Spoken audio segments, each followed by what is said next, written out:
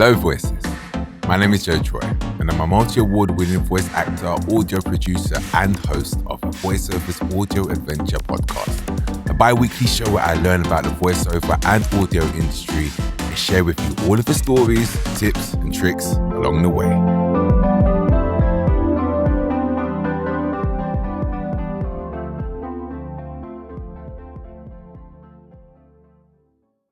Hello, everyone. Welcome back. For those who are listening in real time, it's been a while. And those who are just listening when they can, I'm back like I never left. Can't believe we've made it to season 4. Wow. I started this podcast in 2022 and I hope you have all enjoyed the journey just as much as I have. So, how are we going to kick off season 4, you may be asking? Well, I thought it would be a great idea to return to where it all started in season 1, episode 1. And speak with Mr. Rick Loynes. For those who didn't listen to that episode, Rick works for Bauer Media, one of the biggest advertising and media companies, not only in the UK, but the world. He works with talented voice actors, like myself, on a daily basis, and who better to chat with about the current climate. We spoke about what's changed in the last 2 years, demo-wise, what to now consider when making demos, and what the points of entry are now in the world of VO. I often get a lot of you guys asking me questions regarding demos, so instead of directing people to a 2-year-old episode, I thought let's update it. Let's go. All right, hello sir, how are you? Hello, I'm very well, thank you. Good to see you.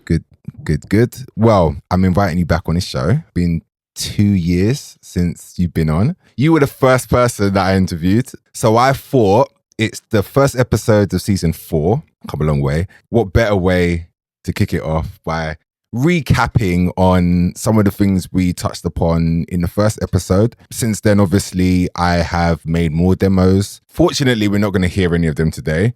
But a lot of people who have listened to the episode who contacted me wanting to make demos, I thought it would be good to give them a refresher in 2024 to see what's changed, what's new, trends, blah, blah, blah, blah, blah. So for those who, they obviously know who you are, but some people may not know who you are. They may not have listened to the first episode. So do you want to reintroduce yourself to the people? Yes, of course. I'm Rick. I'm Rick Loynes. I'm primarily an audio producer, mainly in radio commercials, and I guess that's where we met initially, kind of through that work. Other than that, I produce music, do a bit of voiceover, and various other things in and around that stuff. Really, that's me.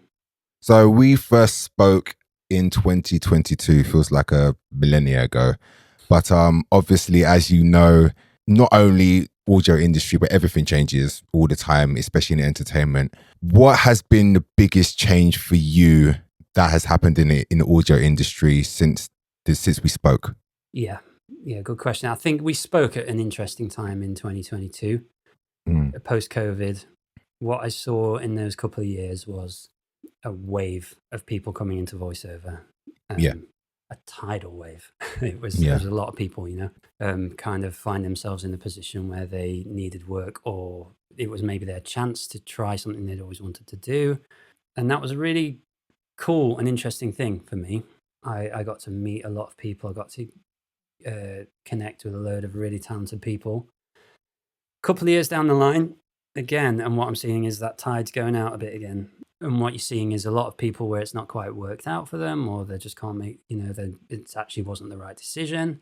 But you are seeing a lot of people kind of sticking with it and making great careers out of it. And it's been interesting to kind of see how that's unfolding. What the change, the lasting change that I think I'm experiencing after that is the fact that I think certainly on my roster, there's a lot more actors, where it was kind of people who sat in the discipline of voiceover artists. Got a lot of actors who are also voiceover artists who are kind of sticking with it. And that's been good timing, I think, because what we're finding is we're needing maybe that discipline a lot more, people with acting chops. So I think that's probably been the biggest change. It's just kind of the cross section of people who are now in this country doing this job full time. I think we've probably got a bigger proportion of people who have come from an acting background. So would you say that overall, do you think you're getting more so-called newer voices, or do you think it's slowed down a lot? Yeah, I think it's slowed down from when we last spoke. When we last spoke, it was at its very peak, and it's slowing down, definitely. I'm still surprised that I'm finding new voices all the time, and it's my approach to that has always been I can never have enough. I never promise people like life-changing amounts of work as a result of that, because we're now in a position where it's a very competitive market. The kind of work I do now is very hyper-focused. So with the ability of things like digital broadcast, you can really focus in on demographics, age ranges, and that can then also translate to choosing very specific types of voices for the work. So for me, that requires a very varied roster of voices to pick and choose from. So why do you think the more disciplined, or quote unquote actors are being favored more so now than the conversational or the untrained voice, as I couldn't stop hearing when I first started, came into the industry? Yeah. The conversational thing was an interesting one, and I think we did talk about that last time. Actually, I think that to me that was a whole industry and businesses scrambling to find, like, get their finger on the pulse of the nation and what it is people want to hear and what their audiences want to hear, what their clients want to hear. And if you boil it right down to the fundamentals, I think it's human connection, and I think it always has been. And that's what conversational was clumsily trying to get towards, I think. It's human connection. And when you kind of anchor it on that, actually, you can be a bit more free to, it doesn't have to be conversational. It can be something else. And it's about actually you asking a different question. You're reframing the question. What is the human connection we're trying to make here? And that could be a whole load of things. And that doesn't necessarily have to then stick it in this box of conversational voice delivery. What that was doing to voiceover was, I saw it go in a few different directions. People like Radio 1, in their imaging, they were going for, like, they were dragging people off the streets and just getting them to voice their imaging. And that was their kind of real conversational approach. Then there was the other side of it where I guess existing voiceovers were trying to hone that craft with varying degrees of success. And then we had a load of actors coming into the fray. And for me, in my job, that was where it started to become more successful, because it's actually people who can, very convincingly turn that on and off and connect with copy, connect with a listener in a meaningful way. Do you think so? Because I've done a lot of audio dramas over the last year or so, and it's only then have I realized the clear distinction between a voiceover and a voice actor. They're not comparable, and it's weird because a lot of voice actors that I've come across, they don't really do voiceover, and vice versa, because there's such a difference. But it's interesting to hear you say that, maybe on your side that you're using more voice actors than the traditional voiceovers. It's really interesting to hear. Yes, and you know what? I think that's a really important distinction to make at this point in the conversation. And it's good for kind of people coming into this to understand where they might fall and how they might want to label themselves, I guess. Voiceover, voice actor. I think you're right. There is a big difference. And I guess one thing I would say to people is, don't try and do something you can't do. Don't be something you're not. Do what you do really well, as best you can. And yeah, I think so. I think the voice acting world for me is where, in radio, historically, the two didn't marry up that well. Had some really good, I guess, what you would have called character voices on the roster, who could just do all sorts, accents and characters and just everything. And I've still got those people. The gaping hole that I had was the people who can just act, take a almost straight piece of copy with a meaningful message and convey it in a way that can hit someone in the heart. That is an incredible skill, and it's not easy. And I think when it's an audible medium rather than a visual medium, it's a different task. for someone to carry that with just their voice it's a tall order, and you need people who are very skilled, I think. Would you say there's a trending voice right now in the industry, on radio or commercially, or do you think it's stayed pretty much the same, especially since we spoke 2 years ago? Yeah. I think trends at the moment are becoming less common. There's like a trend where trends aren't trends anymore. And I think that's because we're living in such this kind of globalized situation now where everyone is connected to everyone. And that's okay. That's okay. I think there's kind of a demographic trend where I'm seeing a lot of kind of FVO 30s kind of as the casting. And I get this impression now that is the trusted voice. Historically, you've had the BBC trusted Scottish older, whatever it is. I think, and I could be wrong, but I kind of have this feeling that FVO 30s is like the current trusted voice of our country at the moment. And that's about the clearest trend I can see at the moment. So you don't see it changing. You see it being pretty much the same in terms of... Yeah, I don't see it changing. New things I'm starting to hear, and, I can sort of see coming down the line. I think TikTok is having a huge impact on media in general. Obviously, it's quite a big thing, TikTok, but the way people speak on TikTok is quite distinctive, and that's filtering in to other types of work. And obviously not like the robotic AI, you'll never believe what this person did, not that, and hopefully never that, but there's like a very just almost mumbly, nonplussed way of speaking on a lot of these videos, which is filtering into my work sometimes as well. And I'm seeing that as a really kind of the young audience stuff. Those listeners are kind of used to hearing this way of communicating that is, I guess, very different to what you might expect of a commercial maybe 10 years ago. I obviously assume that you still get demos sent to you regularly, correct?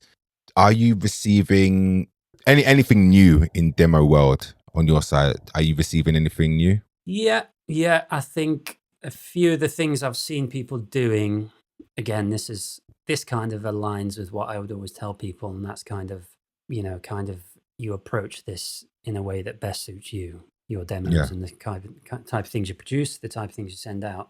And I've had a few people contact me with millennial demos, which was a totally new thing. Please explain. Yes. I guess it's a sound of a generation, isn't it? And, what's millennial? I think it's kind of what people thought was conversational initially. Kind of the millennial as a generation. It was all about meaning. It was kind of raging against this kind of previous boomer generation of kind of work all day and work hard and do all this. And actually it's more about experiencing life, deeper meaning to stuff. And so in millennial, kind of a millennial tone of voice, to me, it's very much that. It's millennials are now, I guess, the kind of cross-section of society who are 30s and 40s and are running the world, I suppose. And it's, in millennial demos, the ones I've heard, there's definitely some of that conversational thing going on. But I think, again, it's a lot of trustworthiness and a lot of grounded sounds, if that makes sense and doesn't sound too fluffy. When you say millennial demos, are we talking commercial demos, or are we talking just a hodgepodge of different styles in one demo? Mainly commercial, I'd say. Actually, yeah, that's a good point. I think mainly commercial, and I think it's probably not relevant to some other stuff like, I don't know, gaming or whatever, because those are quite heavily character driven. But maybe in corporate and commercial, I'm seeing this trend towards specifying a millennial sound. Whether that's coming from, I suspect it's coming from clients wanting that, kind of they're specifying who they're speaking to, I suppose. I guess that could also be, as we spoke about earlier, kind of lays under the trend umbrella, I guess, maybe, or somebody that is so out of touch with what's happening has given that name, and they wrote it randomly on a spec sheet and it became a thing, and it's probably not even a thing. Yeah, well, you know what? I suspect it's actually not out of touch at all. I wonder if it's very astute, and Maybe. and the reason I think that it's obviously something that I've not seen many people do. I've just seen a couple of people do it, and that's caught my attention and gone, why have you thought that? Why have you done that?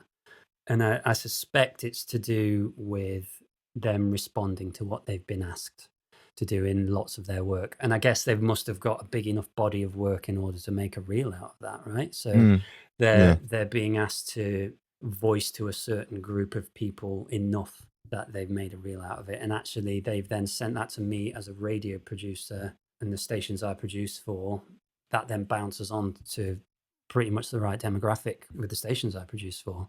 Have you been receiving more self-made demos, or do you think there's still the monopoly in demo creating companies out there? Like, what do you see on your side? Yeah, I think I'm maybe seeing a few more self-made demos actually than the last time we spoke, and I'm not bothered either way. I think I'm more bothered about the voice than the production and all of that. That's neither here nor there, as long as it doesn't sound absolute trash, But the self-made demo thing, I was thinking about this recently actually, and obviously there's a lot of emphasis put on get some coaching. Kind of when people are coming into this, a lot of people say get coaching, and I agree. I totally agree. I think that's a really good thing to do. But actually, I think there's a danger of losing the importance of your instinct and your self-awareness. If you go to a coach and you get coaching, I think you just be careful not to lose who you are in that. And you don't want to end up in like a cookie cutter situation, which I'm not suggesting any of these companies do. I just think if you're not completely secure in what you do, and if you're not completely self-aware in your voice, your character, your personality, you could easily get that stripped away from you. You could get that coached out of you or trained out of you. And a good coach would never do that. They'd draw that out of you. They draw the best out of you and your personality and everything. But I think it's worth saying, do your best not to lose your instinct on what you think you've got and what you can offer to people, whatever that might be. You might be frightened that you're a bit different, or will people even want what I do? But I suspect now, and as I've mentioned already, there's pretty much a place for everything at the minute. We're in this very, very colorful tapestry of styles at the moment, where there's just a bit of everything going on everywhere. So the best way you can cut through, I think, is actually just be yourself as much as you possibly can. It's funny you said that, actually, because I've changed my opinion on coaching. I know this is a slightly different subject, but when I first started, my first demo was me making it myself. I got someone to engineer it, but in terms of delivery and everything, I've done it myself. And that was a so-called commercial demo. Funny enough, I had somebody reach out to me today and ask me if I could listen to some of their demos. Oh no, sorry. They were going to make a demo and they wanted me to give them advice on what blah, blah, blah. And the first thing I said to them was, the person that you're going to be recording this demo with should give you some type of coaching. That was what I said to them. But this was for an audiobook demo. So in my mind, I was like, this is more technical. So you do need coaching of some sort. So it's kind of like with the commercial stuff, I feel like you should do it yourself.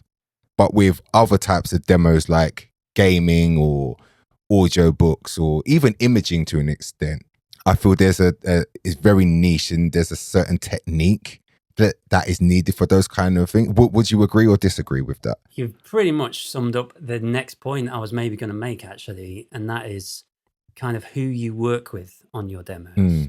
I would maybe just gently suggest working with someone who works in that discipline.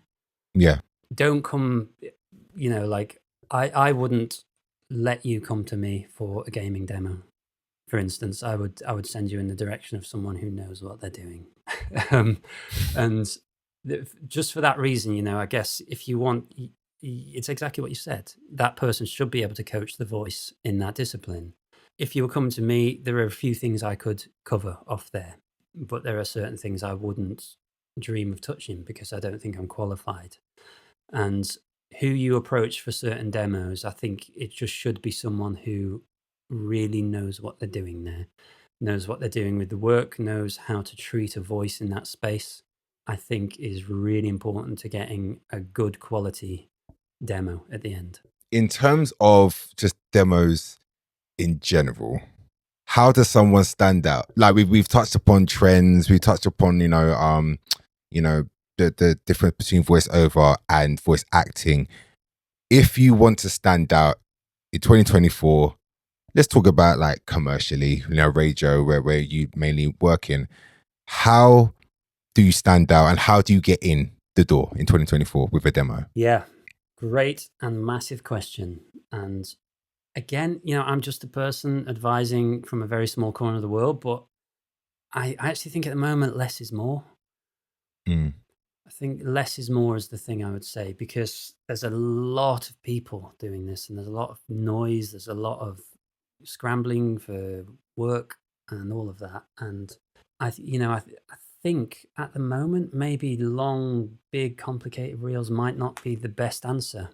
Are we talking about shorter reels? I think we might be talking shorter reels. And I'm hesitant to even say this because the form is the thought is just forming in my head as we speak. Yeah. I wonder if even individual clips could be a way forward, or even if that's how you're presenting it on your website, for instance. Yeah, maybe. More forensically filtering it down to individual clips. And the keywords you use, I wonder if should be more kind of emotion driven rather than stylistic.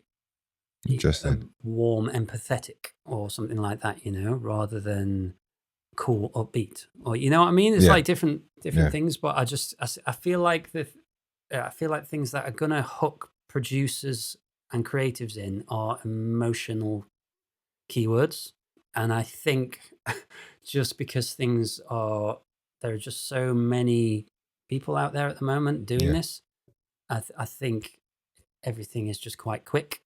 We live in a generation of social media and short videos and little quick hits, quick payoffs. And I wonder, and I could be wrong, and I could completely regret saying this when we speak in 2 years' time, but I just wonder if very short, treating your show reel like an Instagram reel, right? Okay. You see what I mean? So short, little things. If there's nothing wrong with attaching maybe 3 little examples to an email that are just 3 little examples rather than 4 reels. I'm just sensing this almost apprehension from people to sit and listen through whole reels at the moment. And I think it's just maybe a lethargy, or like everyone's a bit exhausted by it all. I think cutting through is less is more. You heard it here first. Rick said less is more. It might be dead wrong. Oh man, Rick, thank you for taking time out today. It's been a pleasure to have you on again. Like you said, 2 years time, yeah? Yeah, see you then. 2 years time. Are you still taking demos from people before I put your details out? Always. Okay, so I will put your details in the notes as always. But thank you again. And as always, hope to be working with you soon. Yeah, take care and thank you. Thank you very much. So what did I take away from today's conversation? Think about making your demos shorter, or make bite-sized versions of longer ones to make it more digestible for potential clients. Time is money, and living in a microwave era mixed with the fact that the industry seems to be getting more congested every day, you need to hit quick and hard with your best work. Be specific. Whatever you feel is your strong suit, then lead with that in your demos and consider labeling it emotively instead of stylistically. Just a thought. And finally, we are living in such a good time where everyone is welcome in this VO world, so don't be afraid. Go for it. There's no time like the present. Be confident in yourself and what you bring to the game. Although coaches aren't always needed, especially in commercial demos, in my opinion, I wouldn't rule it out and would utilize them as much as I could to fast track progress. As Rick said, You don't want to be coached out of what you are good at. You just want to learn how to use what you have better. Remember, these are just my opinions and by no means the holy grail of advice, but it is very interesting to hear how the industry has progressed in such a short time. Good luck, everyone.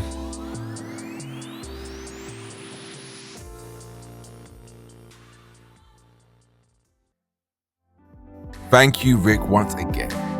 I guess we'll be chatting again with you in 2 years. Of course, if you want to send a demo to Rick or simply ask questions, I've put his details below, so don't be scared, reach out. Well, everyone, that's it for this episode. Locked, loaded, ready to get to the next adventure. Be sure as always to like and share the episode with a friend, and I will see you again for the next one. Bye.